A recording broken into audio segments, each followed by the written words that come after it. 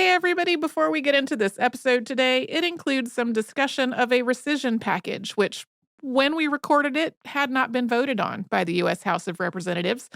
As of now, it has, and it has passed and has been sent to the president for signature. That signature has not happened as of this moment, but by the time this episode comes out, it most likely will have. So by the time you're hearing it, most likely that rescission package will be law. Just to update everything, and now we will get on to the episode. Welcome to Stuff You Missed in History Class, a production of iHeartRadio.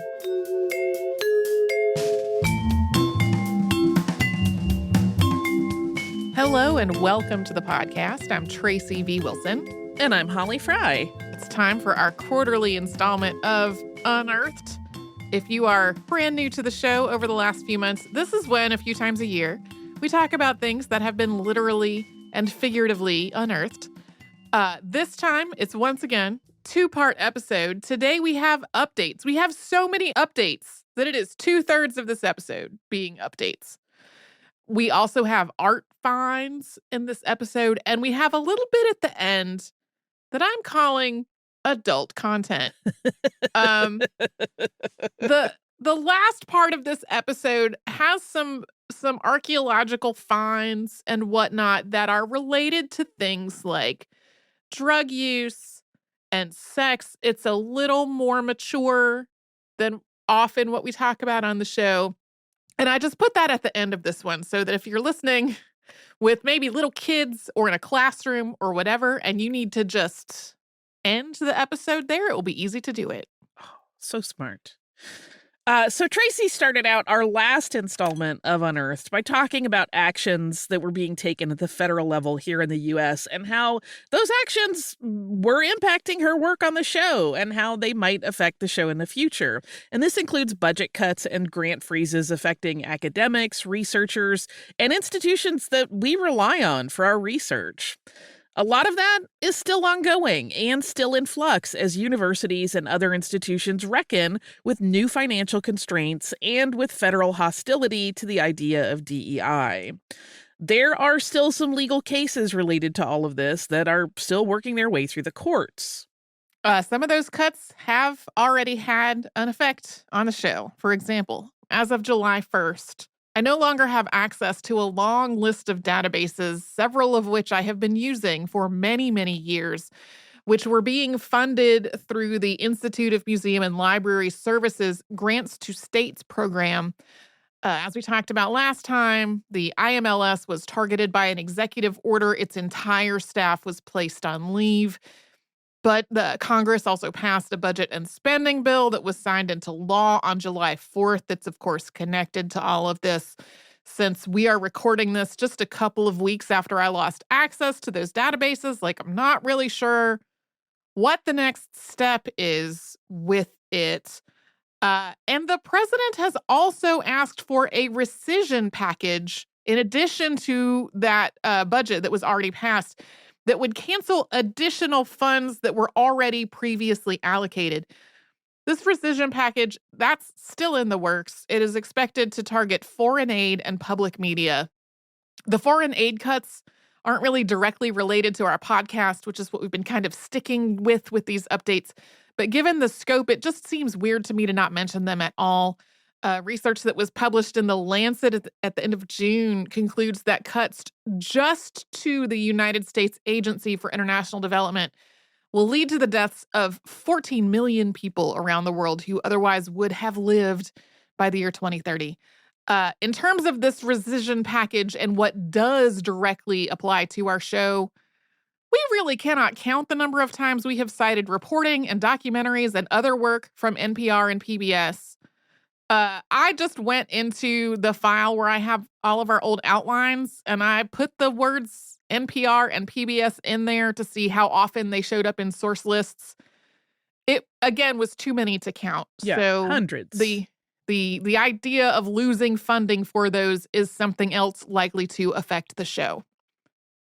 Also still in the works are federal departments taking steps to align with the executive orders that we talked about last time. One of those being the one that's called Restoring Truth and Sanity to American History. I get a stomach ache just saying that. Executive orders are basically memos from the president to the federal government about how to operate, and then it is up to the relevant departments to figure out how to implement those instructions. To that end, in May, the Secretary of the Interior issued Order 3431, also titled Restoring Truth and Sanity to American History. And this order reiterated the administration's policy to, quote, restore federal sites dedicated to history to solemn and uplifting public monuments that remind Americans of our extraordinary heritage, consistent progress toward becoming a more perfect union, and unmatched record of advancing liberty, prosperity, and human flourishing. The Secretary's order then gave directions to the heads of the government's land management bureaus, including the National Park Service, on the concrete steps to take to implement the executive order.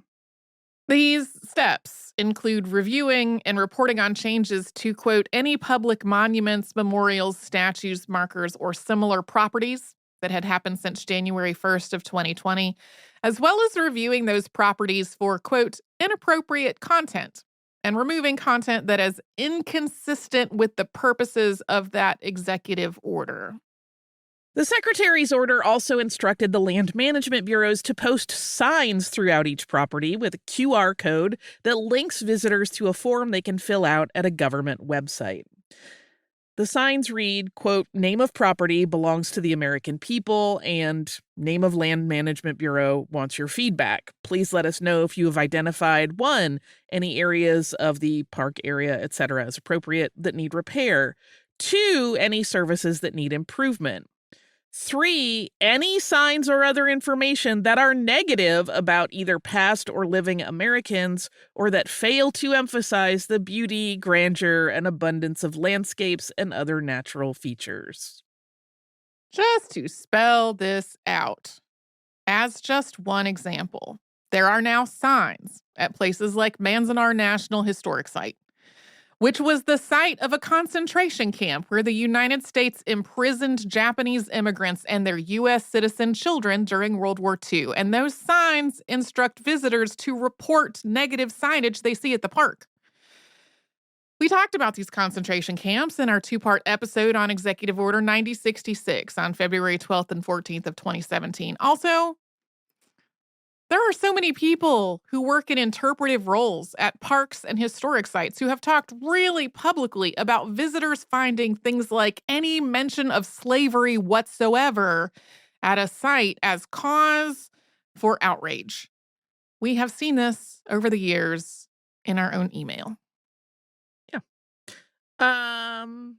On June 18th of this year, the Organization of American Historians, which is a professional society for the teaching and studying of U.S. history, issued a statement in response to this order saying that it, quote, represents a clear and troubling intrusion into the integrity of historical presentation within the National Park Service. That statement went on to say, quote, the directive demands that the NPS revise educational materials, exhibits, and programs to avoid what it calls ideological bias, language that in practice seeks to sanitize complex histories of race, environment, gender and sexuality, immigration, indigeneity, labor, and religion. The directive further undermines the NPS's longstanding mission to present inclusive, evidence-based, and publicly accessible history. The Organization of American Historians statement also responded directly to that signage we just mentioned. Quote, national parks have been and remain enormously popular with Americans, and visitors to NPS sites have always been free to voice their opinions about programming and their experiences through the NPS website, comment cards, and other mechanisms. This new directive is a manufactured crisis. It evokes tactics of authoritarian regimes, not principles of a democratic society. The OAH also recommended its members make use of those same forms to recommend improvements that will, quote, make the histories told at NPS sites accurate, more inclusive, and more democratic. The American Historical Association, which is a professional association for historians, endorsed this statement. The OAH and the AHA had also issued a joint statement in March about the executive orders and policies that we talked about last time, which was signed by nearly 30 professional and academic associations connected to the field of history, including the National Council on Public History and the World History Association. Moving on to other updates. We have an episode on Hatshepsut that we ran as a Saturday Classic on April 26th. One of the things that we talked about in that episode is that after Hatshepsut's death, her successor, Thutmose III, whose name we have also heard pronounced just Thutmose, had her name removed from the official list of kings and ordered the destruction of statues and other depictions of her. When her mortuary temple was rediscovered in the 19th century, archaeologists didn't initially know who she was, and once they started piecing that together, they concluded that she must have been some kind of stereotypical wicked stepmother figure, and that Thutmose must have ordered this destruction out of anger or vengeance. Historians and archaeologists started revising that view in the 1960s after Egyptologist Charles Nims pinpointed this destruction as starting 20 years after Hatshepsut's death, or possibly even later, making it unlikely something that was motivated out of fury. We gave some other possible reasons for this destruction, including that there might have been concerns about the strength of the claims of Thutmose's successor, Amenhotep II, to the throne, or that it was connected to greater concerns about the appropriateness of a woman acting as king. Research published in the journal Antiquity in June casts further doubt on the idea that hostility was a factor in the statue destruction, noting that a lot of statues of Hatshepsut are in relatively good condition, and many of those that were broken across the waist, the neck, and the knees. And that's something that was also done to the statues of other Egyptian kings, possibly as part of a ritual deactivation of the statue and the power associated with it. At the same time, the paper's author, Junyi Wang of the University of Toronto, gave a statement to Live Science that included this, quote, "There is no doubt that Hatshepsut did suffer a campaign of persecution. At many monuments throughout Egypt, her images and names have been systematically hacked out. We know that this campaign of persecution was initiated by Thutmose III, but we are not exactly sure why." As is so often the case on Unearthed, there was a lot of reporting around this paper, and a lot of that reporting frames it as conclusively resolving a long-standing mystery. But aside from the idea of ritually deactivating Egyptian statues, a lot of what's in this paper is not actually that different from what we talked about in the episode. Also, again, this paper is only about the destruction of the statues, not the other elements of it that the paper describes as, quote, the wider campaign of persecution enacted following her death. We have more updates coming up, but first, let's take a quick sponsor break.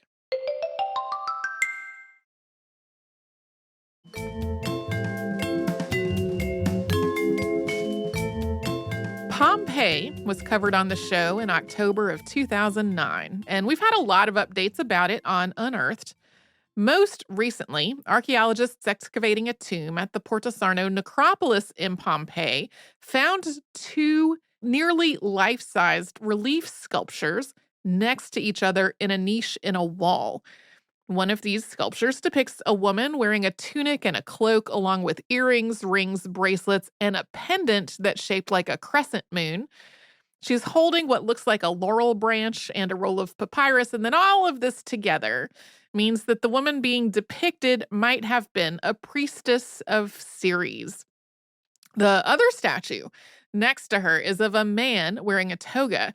And other than the fact that the toga suggests that he was a Roman citizen, less has been speculated about him. The depiction just is not as detailed or elaborate.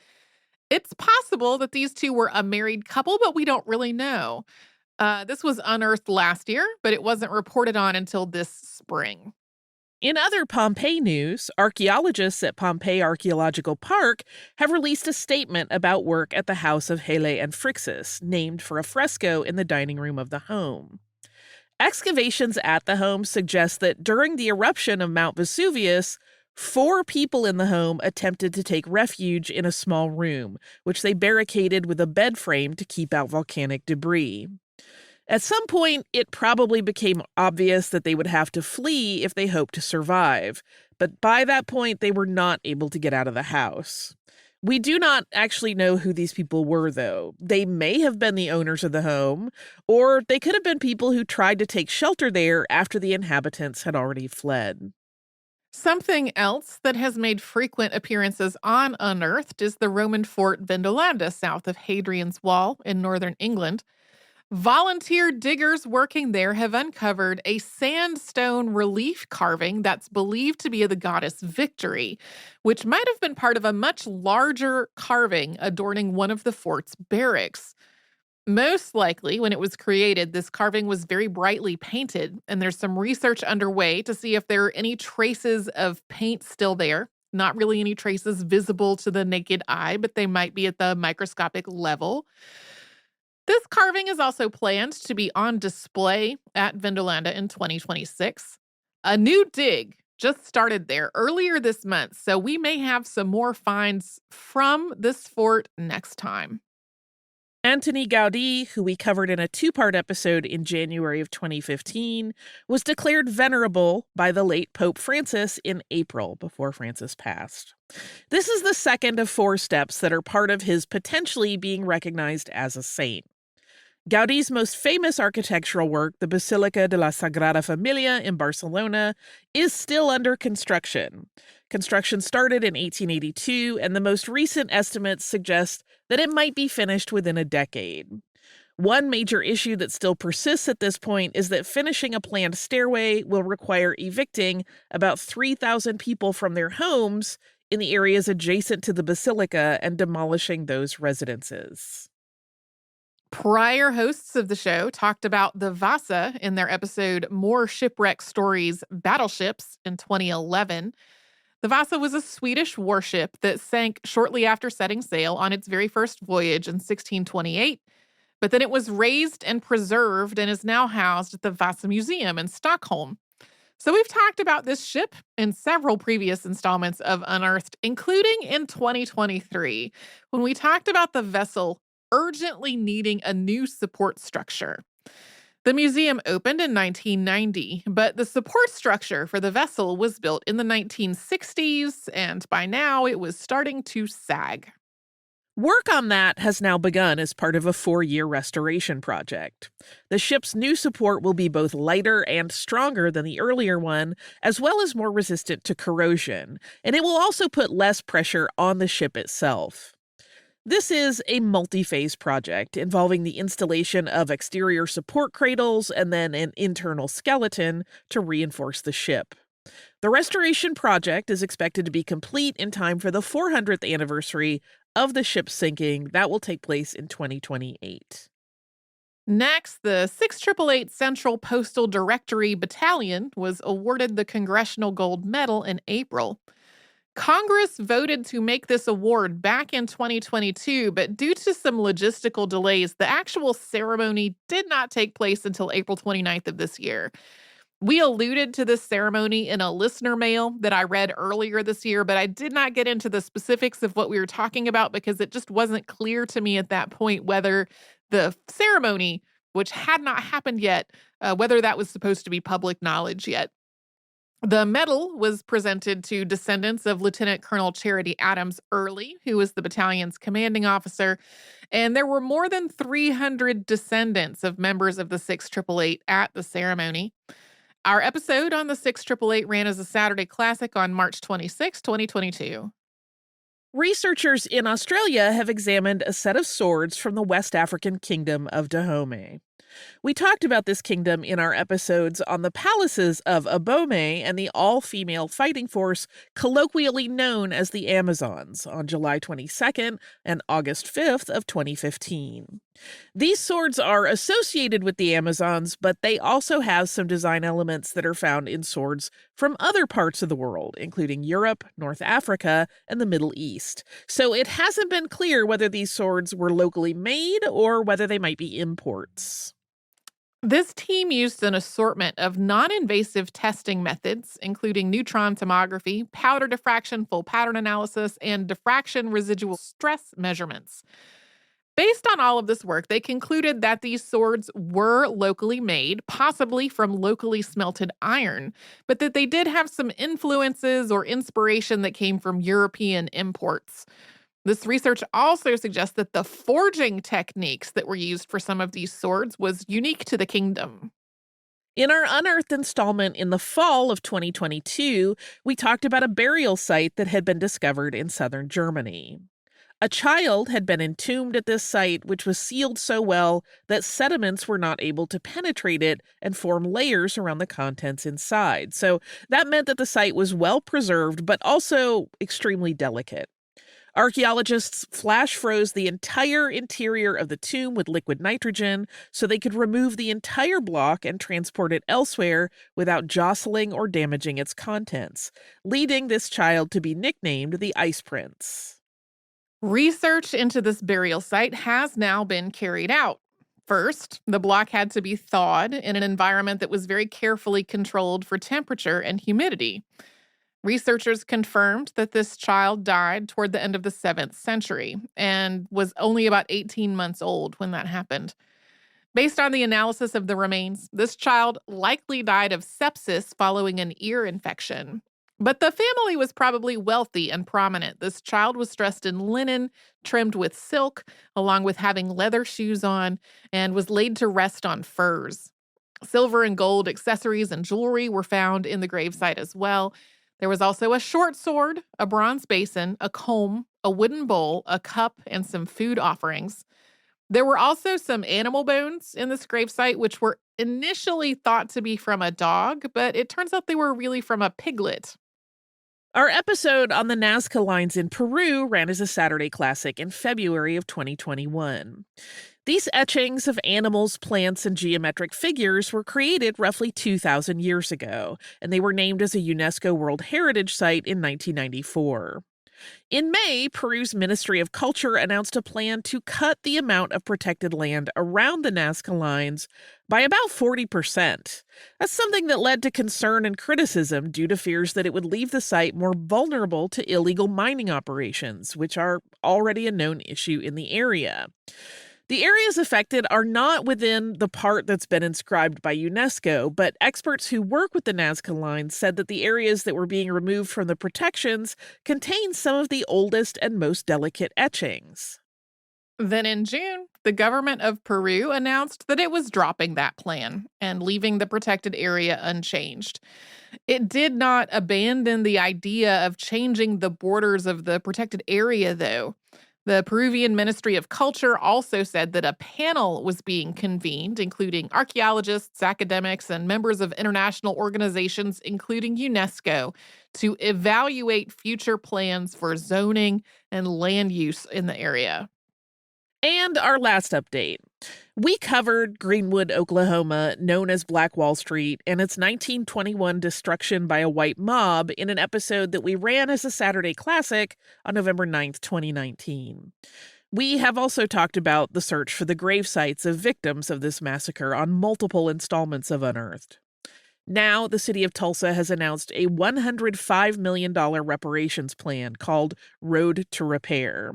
It was announced by Monroe Nichols, Tulsa's first black mayor, during the city's first Tulsa Race Massacre Observance Day. During his address, Nichols noted that the economic harms caused by the massacre were compounded by other issues, including the building of a highway and the practice of redlining, which is something else we have talked about on the show in a two-parter in October of 2015. As of June 12th, when the last reporting on this happened, there were 2 known survivors of the massacre still living, both of them more than 110 years old.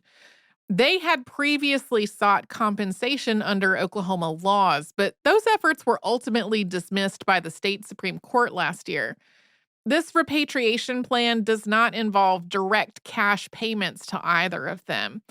Instead, it is focused on creating a private charitable trust to address the impacts of the attack on Tulsa's Black communities, which are still present today. It's proposed to include a $24 million fund for housing and housing assistance meant to counteract the generational impact of the loss of all of those lives and homes and businesses.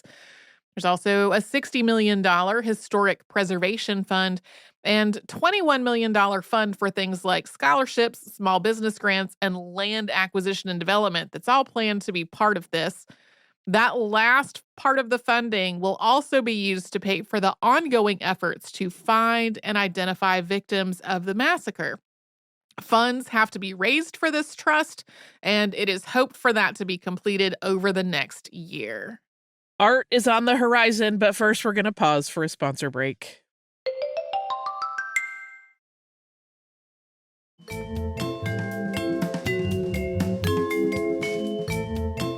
Now we've got a number of art-related finds. First, work on a bedroom at a hunting lodge called the Ashes in Inglewood Forest in Cumbria, England, has revealed Tudor-era wall paintings under some old plaster. These are black and white paintings. They depict strange animals and kind of weird foliage. This was pretty common for wall paintings at the time. One description of the wall paintings of this era calls them, quote, an unnatural or unorderly composition for delight's sake, which I love. Even with that unnatural, unorderly composition in mind, though, experts have described the combination of motifs in these particular paintings as unusual. Based on when the house was built, it's likely that these paintings were created during the reign of Queen Elizabeth I. While these specific wall paintings are a new find, it's not entirely surprising that they were there. Similar paintings have been found in other parts of the lodge during earlier work, going back to the 1970s. At the same time, though, not many Tudor-era wall paintings survive at this point, particularly in this part of England. The UK Department for Culture, Media and Sport has granted additional protections to the lodge and its surrounding buildings. In other wall painting news, digs at a Roman villa on the Mediterranean coast of Spain have unearthed a wall painting dating back to the 2nd century CE, but this wall has collapsed. So archaeologists have found this painting in about 4,000 pieces. While conservators are trying to reassemble this painting, it is a painstaking process. One of the panels that they've separated the pieces out for has 866 pieces. And as of the news reporting on this in late April, only 22 of those pieces had been put back together into one thing. And they formed a floral garland with birds and a painted molding along the top. In 2023, a park supervisor on a climbing trip in Itatiaia National Park in Brazil spotted some previously unknown cave art, and the find was just announced to the public earlier this year. It is still very, very early in the process of studying this art. It is believed to be between 2,000 or 3,000 years old, but experts are not sure about that yet. There's also an ongoing search to try to find other cave art in the area, since in this part of the world, caves and rock shelters with artwork are not usually found in isolation. So that is very early in the process as well. Hopefully it will come up again on a future Unearthed. Yeah, I like that a park supervisor just happened to be doing non-work things and was like, oh, rock art here. I should tell somebody. I should let everybody know. Next, renovation work on the plaster facade of a building near the Rialto Bridge in Venice has uncovered a previously unknown mural that dates back to the 16th century. These kinds of murals on the exteriors of buildings were very common in Venice around this time, but very few of them have survived until today because of Venice's high humidity levels and very salty air, as well as, the passage of time, other construction and renovation projects that destroyed many of them. This mural depicts 3 allegorical figures whose meaning has not been deciphered yet. It's been described as an example of lost heritage, but it was also in very poor condition when it was found, including fading of the colors and pitting of the surface. Conservation work has been ongoing, with experts working to identify and recreate its original colors and elements.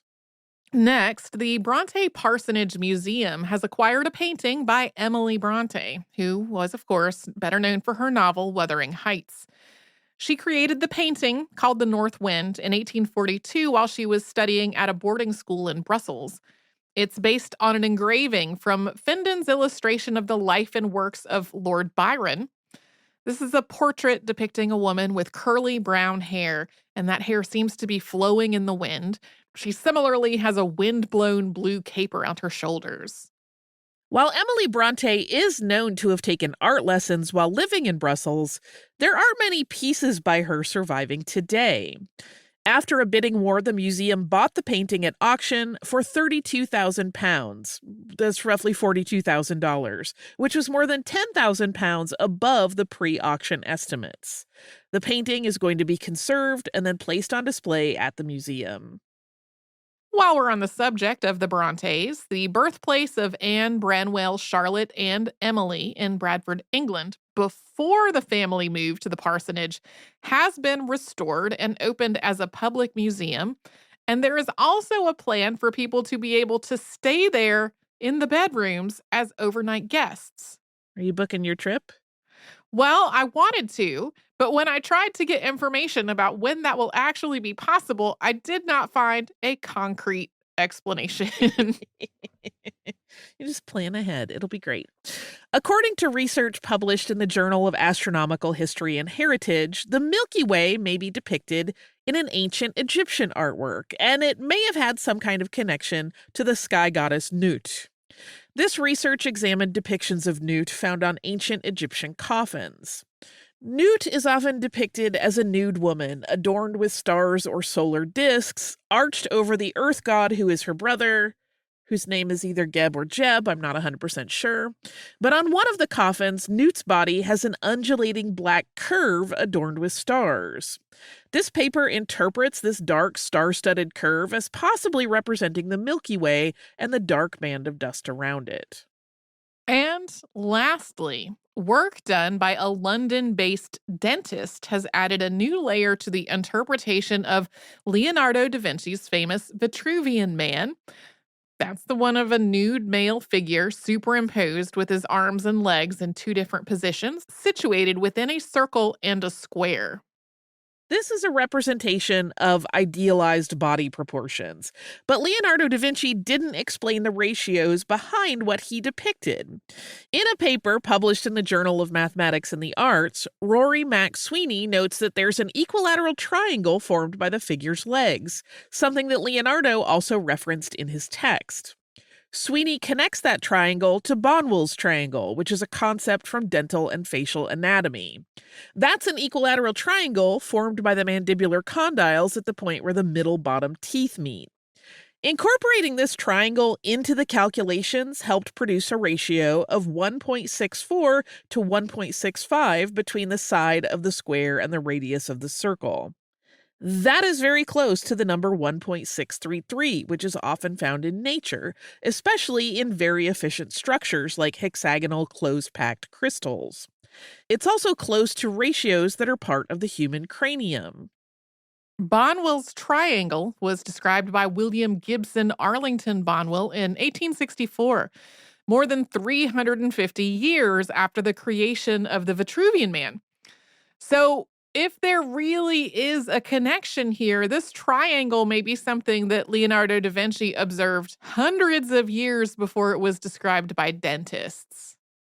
All right, it's time for adult content. So we're closing out part 1 of Unearthed with what Tracy is calling adult content, meaning a little more risque than the beer and wine finds that we often talk about on Unearthed. So if you listen with younger folks, this might be something to pre-screen. And as Tracy mentioned at the top, it's going at the end of the episode, so you could just stop it right here if you want. First, researchers from the University of Florida have published work in the Proceedings of the National Academy of Sciences that suggests that an ancient civilization in the Andes Mountains in Peru, dating back about 2,000 years before the Inca Empire, used hallucinogens to help maintain the social order. This conclusion came from the study of tubes that were made from hollow bones and were found at a prehistoric ceremonial site. Analysis of the interiors of these tubes found traces of nicotine, which of course would have come from a wild relative of tobacco, and vilcabine residue, which is a source of the hallucinogen DMT. These tubes were found in private rooms that would have held only a few people at a time. In the words of study co-author Daniel Contreras, quote, taking psychoactives was not just about seeing visions. It was part of a tightly controlled ritual, likely reserved for a select few, reinforcing the social hierarchy. Next, researchers working with the Bayeux Tapestry have been trying to determine whether there is a greater meaning behind the penises depicted on the embroidery. According to George Garnett, a professor of medieval history at Oxford University, there are 93 penises on the embroidery, and 88 of them belong to horses and 5 to human men. 3 of the horse penises are larger than all the rest. One belonging to the horse of Duke William, aka William the Conqueror, which is the biggest. The horse of Harold Godwinson, the Anglo-Saxon king of England, has the next largest penis, and then the horse of Odo of Bayeux, William's half-brother, is the third largest.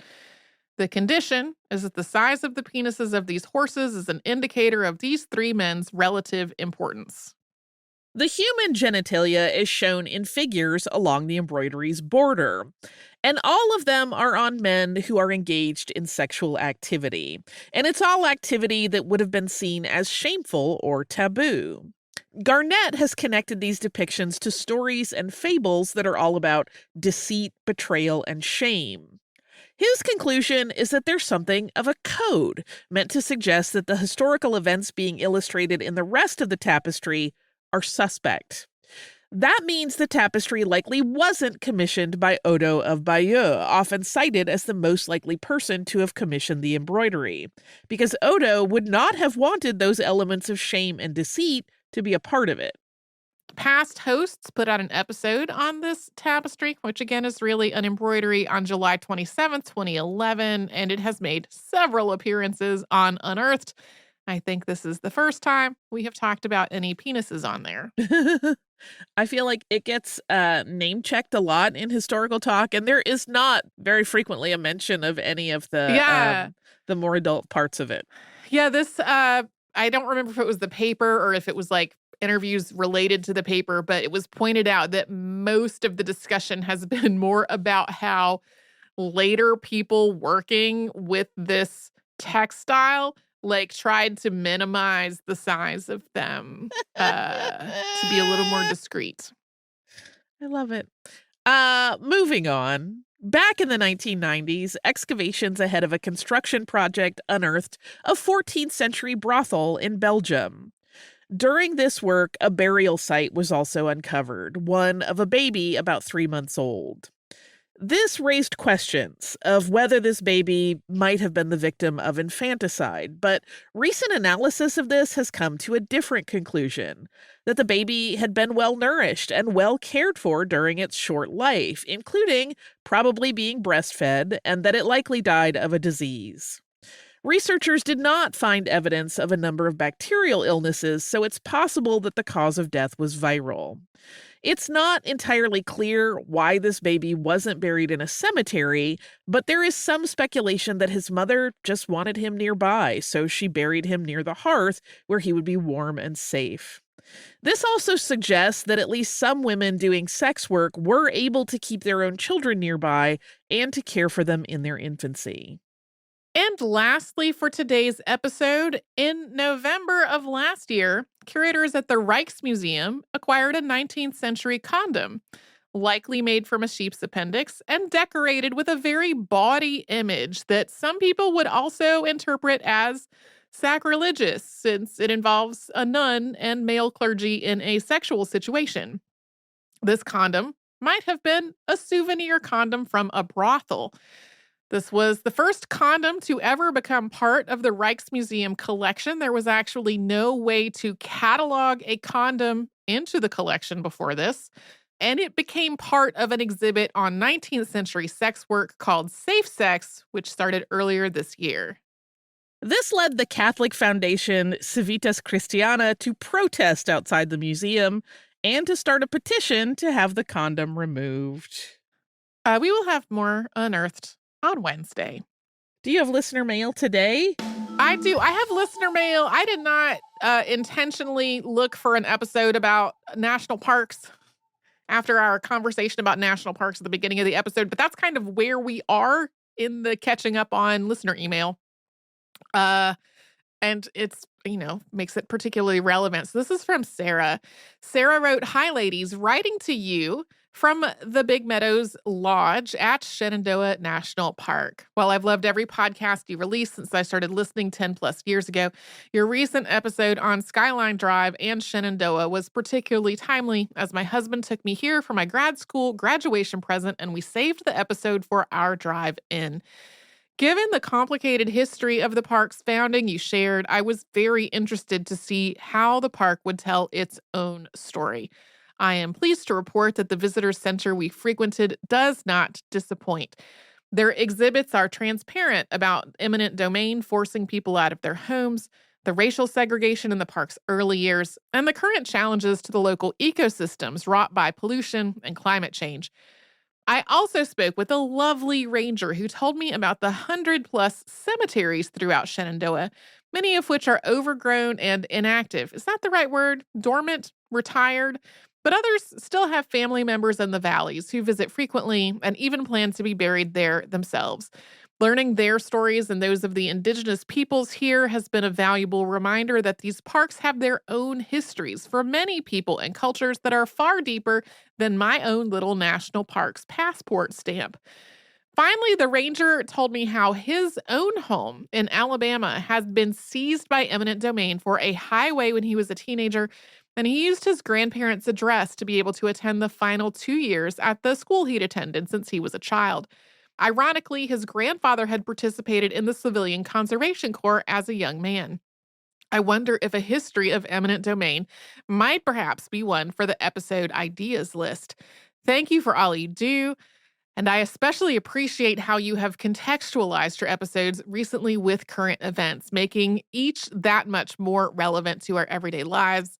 In lieu of my own sweet kitty, as pet text, please enjoy the attached shot of some of the residents at Pittsburgh Squealers, a pig rescue and rehabilitation center near us in the Pittsburgh area. They enjoyed so many pets during our recent group visit, even as they mistook our fingers for carrots. Cheers, Sarah. P.S. We also replayed your episode on John Brown's raid on this trip as we stopped at Harper's Ferry on our drive to Shenandoah. Thank you for helping us appreciate the complexities of that site before we even got out of the car. Oh my goodness. Piggies! 2 pigs. A black pig and a white pig. More like gray, maybe. Boy, do they look excited to be greeting visitors. Pittsburgh Squealers, what a great name. Pig Rescue and Rehabilitation Center. What a great thing to have. These pigs look fairly small. If I had to guess, I would think that they might be that like pet pigs, not farm pigs that people maybe got and found that they could not adequately deal with. That is just my guess. Looking They at could these also two, be bebes still. maybe so. They're little, They're real cute, relatively though. speaking. They're very about cute. knee high. I would like to see one eating a plate of spaghetti, maybe wearing a tiny hat. Thank you so much for this email, Sarah. Fortuitous that it happened to align with another discussion of the National Park Service at the top of this episode. That pair of episodes about Skyline Drive in Shenandoah and then the Blue Ridge Parkway were kind of a love letter to the National Park Service. I might have said that already, while also trying to acknowledge the more complicated parts of their history. I don't know if we could do a history of eminent domain because I have not really thought about whether that would be like a local to the US episode or like a more global episode. I don't actually know how eminent domain works in other places, or if it does work in other places. I also, though, have had a family member who was part of an eminent domain dispute involving the widening of a road. There are a lot of things that exist in the United States because of eminent domain. including a lot of parks and roads, just as examples. So thank you again, Sarah, for this email. I hope your trip was great. Man, I hope you get to just love on these pigs as often as you want. If you'd like to send us a note about this or any other podcast, we're at historypodcast@iHeartRadio.com. And you can subscribe to the show on the iHeartRadio app and anywhere else you like to get your podcasts.